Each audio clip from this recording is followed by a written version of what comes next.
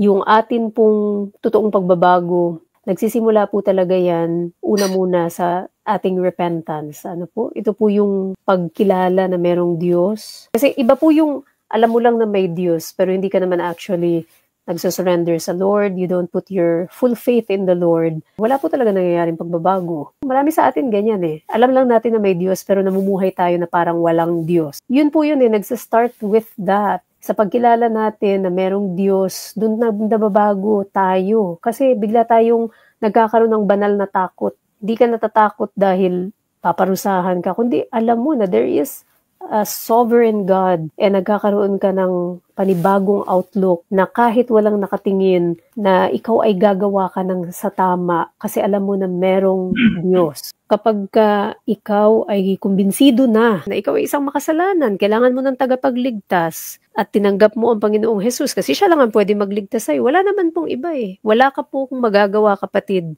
na makakapagligtas sa sarili mo. Hindi yung magaganda mong gawa. Yes, gumawa ka na mabuti. Yan ay byproduct ng dahil ikaw ay may banal na takot sa Diyos, right?